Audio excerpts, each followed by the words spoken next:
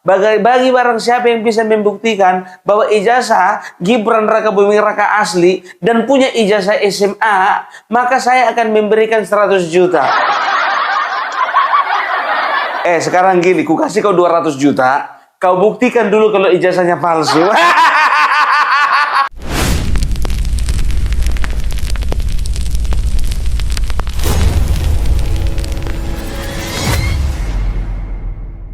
Oke, kembali lagi di channel saya Renaldi SB. Gimana kabar kalian hari ini? Baik-baik saja kan? Kali ini kita membahas terkait Denny Indrayana. Kali ini dia mengeluarkan statement yang cukup nyeleneh menurut saya, karena dia melakukan sembara untuk ijazah Mas Gibran. Wah, untuk ijazah seorang wapres sembaranya ya kecil sih menurut saya, ya kan. Menaruh segitu cuman harganya, ya kan, harga diri dipertaruhkan, ada-ada aja ya. Kita bahas langsung sama Opung bagaimana. Sebelum kita ke video, bantu like, subscribe, dan share video ini. Tidak tunggu lama, kita ke video langsung. Let's go. Coba kalian perhatikan dulu ini, bagaikan pinang dibelah dua.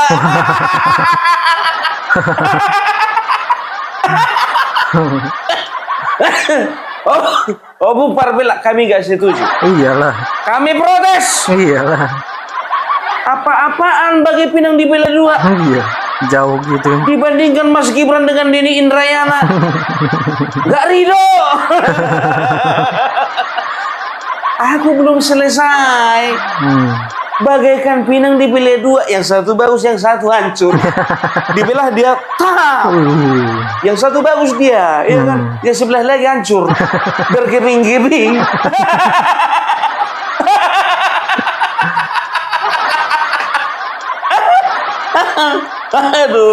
Aduh. Komentar lagi biar tahu kalian. Denny Indrayana katanya apa? Bagi barang siapa yang bisa membuktikan bahwa ijazah Gibran Rakabuming Raka asli dan punya ijazah SMA, maka saya akan memberikan 100 juta. Sekarang gini, ku kasih kau 200 juta, kau buktikan dulu kalau ijazahnya palsu. Iya, itu dia. Gitu aja. Gimana kira-kira? Kau mau ngasih 100 juta bagi orang yang bisa membuktikan ijazahnya asli, kan begitu? Aku bilang sama kau, ya, kalau bisa kau buktikan kalau Bapak Mas Gibran tidak punya ijazah, ya, atau ijazah SMA-nya palsu, ku kasih kau 200 juta. Iya, dikali 2 langsung. Ku balikan samamu. Enak aja loh. Jadi ku bilang sama kalian, ya, kalau Denny Indrayana dengan Mas Gibran ini kayaknya nggak selepel gitu, nggak apple to apple untuk dibandingkan. Iyalah. Ini ibaratkan ya membandingkan pemain bola dengan komentator. Komentator Denny Indrayana boros kata-kata, minim kerja. Yang satu lagi Mas Gibran, ya, boros kerja, minim kata-kata.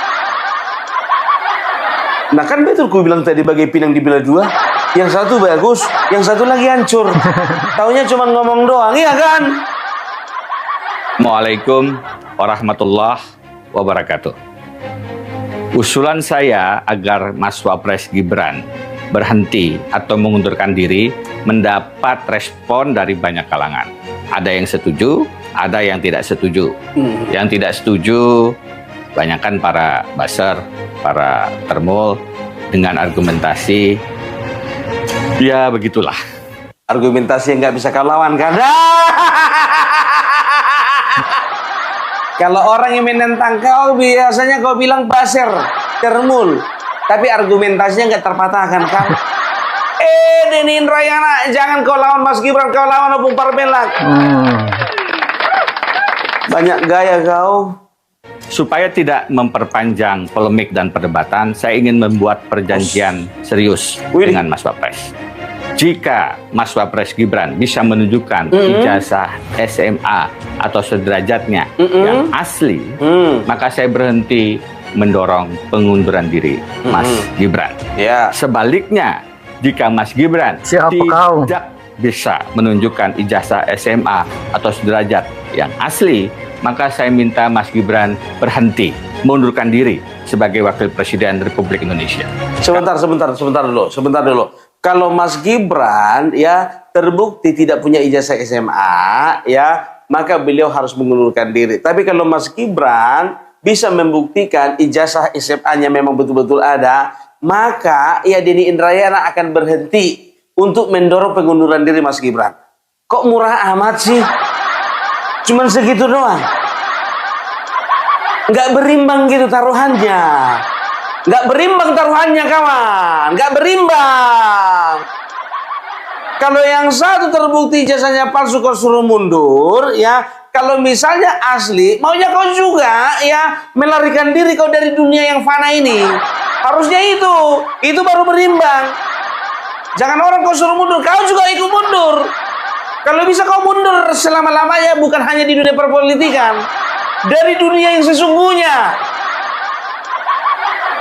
Kalau bikin taruhan itu harus berimbang. Ya kalau taruhnya itu gini contohnya, yang satu megang Brazil, yang satu megang Argentina. Kalau menang Argentina, ya, aku kasih kau 100 juta. Tapi kalau yang menang Brazil, kau kasih aku nanti mobil harganya 100 juta ya. Ada rupanya mobil 100 juta, mobil second. 100 juta itu. Ya, kalau nggak percaya kalian tanya sama Muhammad Yahya. Tanya ada itu Avanza second tahun 2016 harganya 100 juta. Bahkan 80 juta. Kalau menang Brazil, ya, aku kasih kau 100 juta. Kalau misalnya menang Argentina, kau kasih mobil sama aku yang harganya juga 100 juta, mobil second. Itu baru berimbang.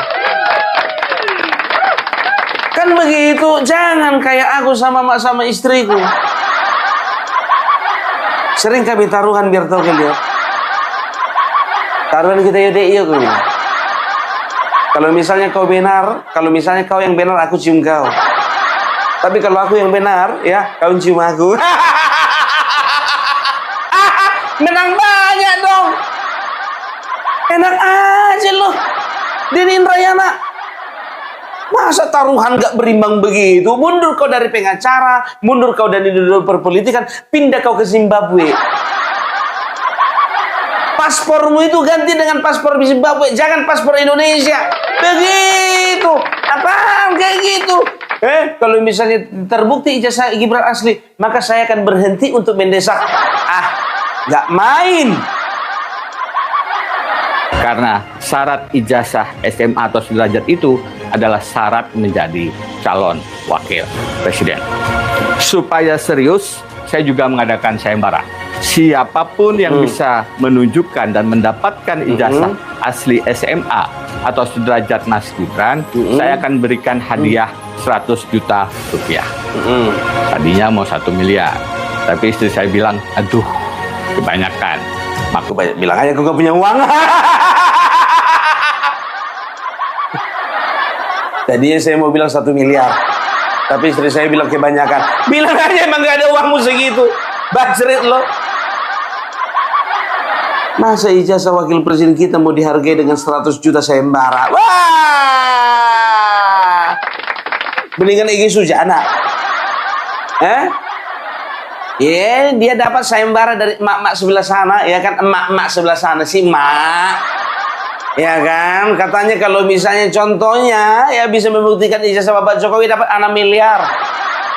Egy Sujana dulu, sekarang nggak mau lagi dia ngomong. Yang videonya beredar 100 juta. Apaan tuh? Gaji YouTube-nya Resuryo itu 3 bulan. Resuryo kan 30 juta, 90 juta. Gajinya 3 bulan itu. 100 juta. Belum kita tidak punya berangkas dengan emas dan dolar. Jadi 100 juta kepada siapapun yang bisa menunjukkan ijazah SMA atau sederajat Mas Wapres. Mas Wapres pernah kok menunjukkan ijazah S1-nya waktu wali kota. Saat itu dengan terbuka mengundang para wartawan. Saya tunggu hal yang sama Mas Wapres. Dalam hal menunjukkan ijazah ini, Mas Wapres lebih bisa diteladani dibandingkan Pak Jokowi. Udahlah, kau gak usah banyak ceritamu. Sedangkan Roy Suryo ya, sama Tipa, mereka udah tahu bahwasannya mereka akan kalah menghadapi Bapak Joko Widodo, dan mereka sudah tahu bahwasannya ijazah Bapak Joko Widodo asli. Makanya mereka mengulur waktu pra-peradilan pertama 1, 2, 3, 4, 5. Untung aja kau gak jadi pengacaranya. Kalau jadi pengacaranya ikut-ikutan kau malu. Sedangkan seniormu ngomongin masalah ijazah, ya ada Roy Suryo, ada Tipa, ya itu ya sekarang itu mereka minta pra peradilan karena apa? Ulur-ulur waktu terus. Ngomongin masalah ijazah Mas Gibran kau, makanya gue bilang sama kalian ya, apa mau kita bandingkan antara dia dengan Mas Gibran sehingga perkataannya harus didengarkan Bapak Prabowo? Nggak sebanding kawan. Dan nggak ada alasan Bapak Prabowo pertama bikin surat, 2 kali bikin surat berikutnya lagi ya mengatakan bahwasannya saya punya cara, yaitu mendesak Mas Gibran untuk mengundurkan diri.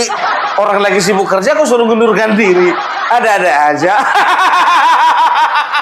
Kecuali Mas Gibran tergeletak, sakit gula, sakit kanker, ya kan, setelah itu sakit lever, stroke, udah nggak bisa kemana-mana, ya taunya ngomong doang, nggak bisa menggerakkan tangan, nggak bisa menggerakkan pinggul, yang bisa digerakkan cuma lidah doang, moncongnya doang. Baru kau berhak menyuruh Mas Gibran itu untuk mengundurkan diri. Mas Gibran, mengundurkan diri lah karena kau udah nggak bisa berbuat apa-apa. Itu baru cocok. Orang lagi kerja kau suruh mengundurkan diri. Kalau kau di sebuah perusahaan, ya sekarang begini, kalau di sebuah perusahaan, ini ada bosnya, ini ada anak buahnya, lagi kerja, kan begitu. Nah, bosnya melihat anak buahnya ini kerja dengan baik, dengan sungguh-sungguh, ya kan begitu. Nah, datang ini orang dari luar loh, bukan dari dalam perusahaan. Ku bilang begitu karena apa? Legislatif bukan, eksekutif bukan, yudikatif juga bukan, orang luar. Pak, kalau bisa Pak, ya itu anak buah Bapak itu, ya tolong dulu suruh berhenti Pak, suruh berhenti dulu, suruh mengundurkan diri. Lah, masalahnya apa samamu? Anak buahku lagi kerja, anak buahku lagi sibuk, dia menunjukkan prestasi yang terbaik, kok kau suruh mundur? Kau siapa? Siapa saya? Aku di mana? Aku siapa? Siapa aku? Ngacak loh. Sok-sok bikin sayembara. Sekarang aku bilang sama kau, Denny Indrayana, kalau bisa kau buktikan ijazah Mas Gibran ya tidak asli atau tidak punya penyetaraan ijazah SMA, ku kasih kau 200 juta. Ini nomor teleponku, ya. Tapi kalau misalnya terbukti nanti ijazah Mas Gibran betul-betul asli dan punya penyetaraan, dan penyetarannya itu ya ingat nomor rekeningku. Ini nomor teleponku. Kalau kau kalah minta ya WA aku di sini. Tapi kalau kau yang kalah ya kau langsung aja isi nomor rekening di sebelah sini. Oke, Denny Indrayana. Nggak ada alasan kau nggak tahu nomor rekeningku, nggak ada alasan kau nggak tahu nomorku, ya. Udah ada nomor HP ku dan ada nomor rekening. Terserah kau pilih antara dua. Siapa Denny Indrayana? Coba bayangkan kalian, Mas Gibran ya adalah orang yang sudah terbiasa menghadapi orang-orang dari berbagai kalangan, baik dari kalangan atas maupun kalangan rendah, di luar negeri, di dalam negeri, pejabat masyarakat biasa, semuanya merasa nyaman bersama dengan Mas Gibran. Coba kalian perhatikan dulu ya, Mas Gibran bersama dengan pemimpin-pemimpin dunia di KTT. Perhatikan ini. G20 ya, G20. So how's the presidency? Ladies and gentlemen, we are about to start. Please.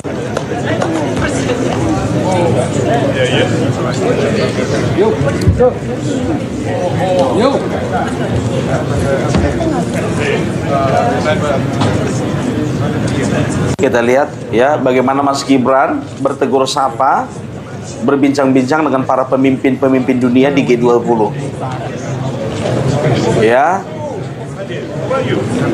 Inilah gambaran, inilah cerminan Mas Gibran kita sesungguhnya. Supel dia dengan berbagai kalangan.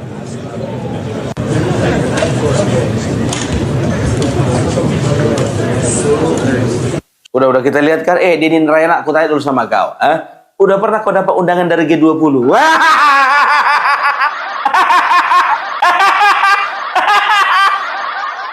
Tersangka kok besar kali ngomongnya.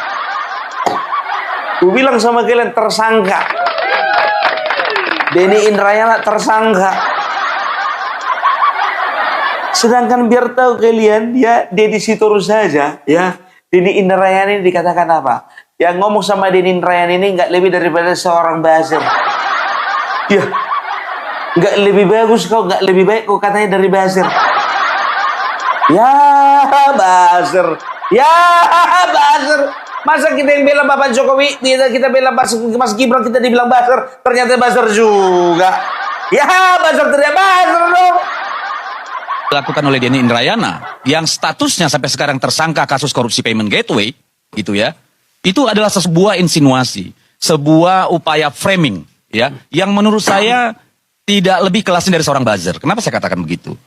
Karena kita berani menulis, berbicara, itu kalau kita mengalami. Kalau kita punya alat bukti, kalau kita sudah cek and recheck, tidak bisa saya dengar si A bilang begini, si B bilang begini, lalu memaksakan itu sebagai sebuah kebenaran bagi publik. Itu sangat berbahaya dan tidak pantas dilakukan seorang intelektual, seorang akademisi. Iya, betul. Kalau itu seorang politisi, oke, silakan. Inilah bagian yang namanya kreasi politik. Betul. Ya, jadi terus terang saya mohon supaya ya di sini ngomonglah sebagai Denny, bukan sebagai profesor, karena malu-maluin kalau sebagai profesor. Ya, Profesor Bazir. Duh katanya enggak apa namanya sekelas buzzer. Ya. Dari sekian banyak pernyataan Deddy Sitorus, ya, ini baru pertama kalinya aku setuju. Denny Indrayana buzzer, buzzer teriak buzzer. Buzzer itu selalu mengatakan katanya. Nggak pernah bisa membuktikan apa yang benar dan juga apa yang jujur. Itu namanya buzzer. Nggak pernah mengungkapkan fakta, nggak pernah menampilkan data, itu buzzer. Makanya Opung Parbelak tidak akan pernah berbicara kalau Opung Parbelak tidak pernah menampilkan data, fakta, angka-angka. Ya makanya Opung Parbelak ada video-video insert. Karena apa? Ini adalah bukti bahwasanya Opung Parbelak tidak menebar fitnah dan juga kebohongan.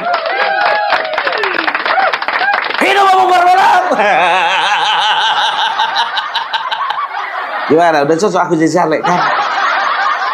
Ya cocok lah jadi caleg, topi apa peciku ini aja, peci caleg ini. Datanglah kalian 2029 ya. Itu dia Denny Indrayana mau dibandingkan sama Mas Gibran. Mau 100 juta kek, 200 juta kek, sedangkan yang sebelah kemarin menjanjikan 6 miliar. Walaupun itu katanya hoax.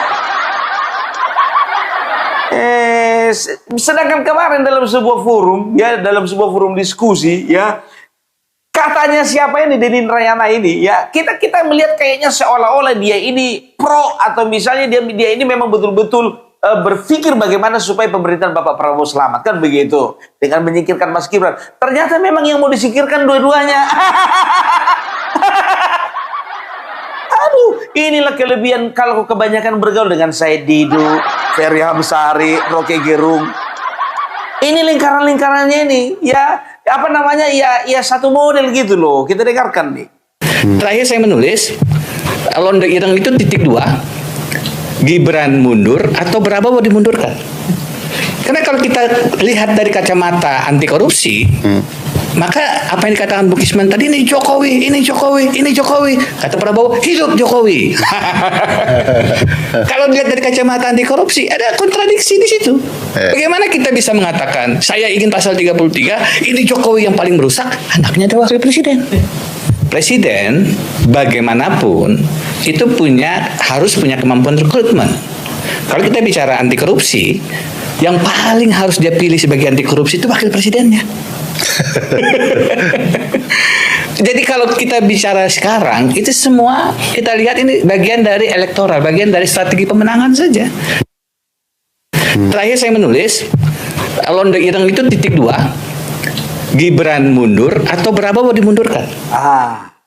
Gibran mundur atau Prabowo dimundurkan. Gimana kalau kau aja yang mundur? Gak bisa mundur, Bung. Denny Indrayana gak bisa dimundurkan. Gak bisa mundur dan juga gak bisa dimundurkan. Karena apa? Kenapa gak bisa dimundur? Dan kenapa Denny Indrayana gak bisa dimundurkan? Karena posisinya udah paling belakang. Udah mentok. Betul. Ada aja. Ya jadi memang betul udah vulgar. Pokoknya orang ini udah vulgar. Kalau kemarin di awal-awal pemerintahan mereka teriak-teriak makzulkan Gibran ya. Tapi makin ke sini mereka sudah nyata-nyata ya bahwasanya mereka mengatakan Bapak Prabowo juga harus mundur. Kalian tahu, kalian kira Bapak Prabowo nggak mengamati ini? Kalian kira Bapak Prabowo tidak memonitor langkah-langkah kalian? Apa yang dilakukan kau? Apa yang dilakukan oleh Said Didu? Apa yang dilakukan oleh Saiful Muzani? Apa yang dilakukan oleh Isla Barawi? Apa yang kalian diskusikan di belakang? Bapak Prabowo tahu. Cuman bukannya bilang apa, ya Bapak Prabowo terlalu baik orangnya, nggak kayak Bapak Joko Widodo, itu aja. Kalau Bapak Joko Widodo, ya orang-orang model begini, ya nggak akan dia akomodir, ya makanya dibuang, dicopot satu-satu. Kadang-kadang copot satu-satu, kadang-kadang mencopot sekali banyak. Kayak nyari kutu, ada yang nyari kutu satu-satu gigit. Tapi kadang-kadang dia pakai sisir kutu juga. Sekali sisir 20 kutu jatuh. 20 kutu itu kena libas. Ya ini orang lagi sibuk-sibuk kerja, asik aja. Tapi jujur aja gue bilang, kenapa Denny Indrayana muncul ya? Karena kita udah lihat ya, udah nggak ada lagi yang mau menggaungkan ya Mas Gibran, nggak ada lagi mau menggaungkan tentang ijazah Mas Gibran ini. Kemarin kan harapan satu-satunya Rismon belok ke Solo, ya kan? Udah nggak ada lagi harapan dari mereka, dari kelompok mereka. Nah sekarang siapa? Ya sekarang ada Denny Indrayana. Yakinlah kalian sampai 2029 akan muncul orang-orang yang ingin mencuri momen dan mencari panggung ya. Untuk apa? Ya untuk memanfaatkannya untuk merusak elektoral atau elektabilitas dari Mas Gibran sendiri. Coba bayangkan kalian ya, Mas Gibran ini ya kayak kemarin lah ya, sering sekali beliau itu ketika turun ke lapangan, turun ke daerah ya, beliau itu memberikan solusi. Ada jembatan rusak contohnya sudah bertahun-tahun bahkan berpuluh tahun, dia bangun. Ada sekolah contohnya, ya udah mau roboh, dia bangun. Makanya aku bilang, ya, di mana kedatangan Mas Gibran di daerah-daerah, itu biasanya bikin kepala daerah panik. Kemarin begitu biar tahu kalian di Aceh di Kabupaten Biren, ya kan? 9 bulan sudah melewat ya, 9 bulan sudah berlalu ya, banjir ini ya, masyarakat di sana biar tahu kalian ya, mengeluhkan tidak mendapatkan bansos periode kedua. Bayangkan 9 bulan yang lalu tertimpa banjir, bansos sampai sekarang nggak nongol. Begitu Mas Gibran datang ngadu semuanya. Salah tinggal biar tahu kalian bupatinya. Kalian lihat dulu ini. Warganya ngadu, Pemdanya panik. Kemarin Gibran kunjungan kerja ke Biren Aceh dan ada momen yang langsung viral. Ibu-ibu korban banjir menghampiri Gibran dan langsung curhat tentang sembako tahap kedua sampai sekarang belum mereka terima. Padahal banjirnya sudah 9 bulan lalu. Warga bahkan pernah demo ke kantor Bupati April lalu, tapi tetap saja tidak ada bantuan. Dan pas warga lagi curhat ke Gibran, Bupati Biren yang ada di sebelahnya mau ikut ngomong, tapi malah dihalangi Gibran di depan warga, di depan kamera. Setelah viral, Pemkab Biren langsung gelar konferensi pers. Tiba-tiba ada penjelasan, tiba-tiba ada data, tiba-tiba semuanya dikerjakan. 9 bulan tidak bergerak, tapi ketika ada kunjungan Wapres langsung heboh semua. Sebobrok ini sistem pemerintahan daerah kita ketika bekerja untuk rakyat dan pura-pura kerja ketika diaudit atasan. Tapi uang perabotan dapat ya?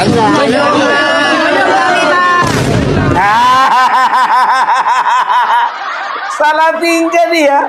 Salah tingkah dia. Biar tahu kalian tengok ini ya. Kalian tengok ini ya. Kalian tengok, kalian perhatikan. Kalian perhatikan ini video lengkapnya. Panik!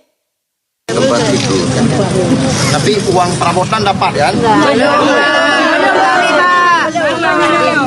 dapat. Di sini udah dapat semua, nama udah keluar. Semua dapat. Sudah dapat. Oh, ada yang udah Yang hanyut aja rumah sampai 700. Yang hanyut. Belum dapat juga. Yang rusak itu sampai 22.000. Nah, coba bayangkan. Jadi belum semua dapat. Kita sabar. Kalau nggak sabar kan. Ini data sudah ke Jakarta semua data. Jadi dulu kain. Alhamdulillah tempat tidur aja belum ada. Ya, belum bisa beli kain. Jadi nanti akan dapat uang perabotan dapat, uang barangnya dapat. Jaduk dapat. Belum dapat. Orang ini ada sebagian sudah dapat, sebagian belum. Ya, kita sabar ya. Ini kenapa yang belum kenapa? Ya, ini waktu itu kan datanya kita mendata itu Panik dia. Panik dia. Belum dapat kenapa? Panik dia. Gak bisa berkata-kata, Pak. Dalam hati bupatinya, sialan ini warga ini semuanya ini. Besok-besok lihatlah, kapan kalian perlu bansos gak kukirim. Gak kukirim bansos itu sama kalian.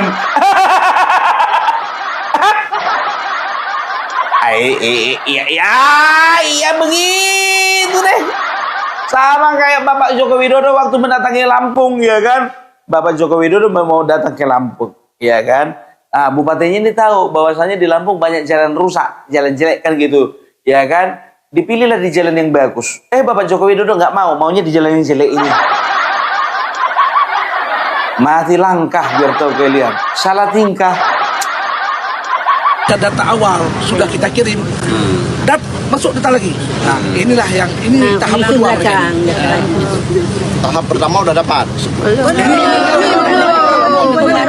Kalau tahap pertama sebagian sudah dapat. Tahap pertama dapat belum.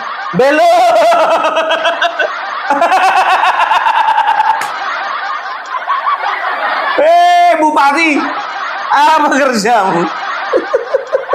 Ini baru belum. Ya, begini Pak Wapres, ini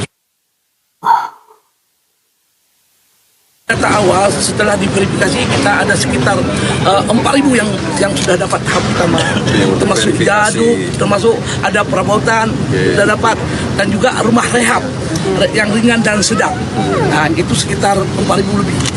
Yang sisanya ini dalam proses, datanya sudah di Jakarta, kita tunggu ya, bersabar Pak ya, insya Allah akan segera ya. Kalau nggak sabar kan udah kantor bupati kami datang ke kantor bupati.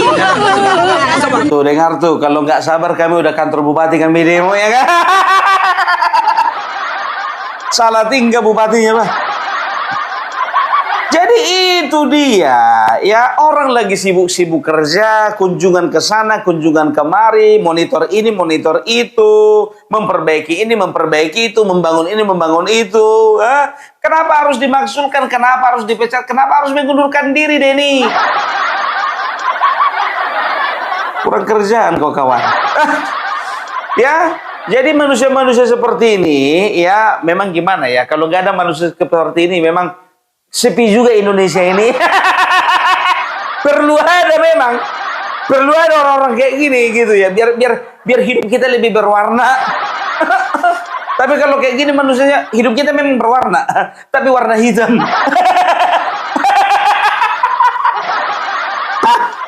Jadi dulu dari Mumparbelak kita lihat dulu ya bagaimana si Denny Indrayana ini, apa komentarnya lagi ya. Itu dulu dari Mumparbelak, salam NKRI.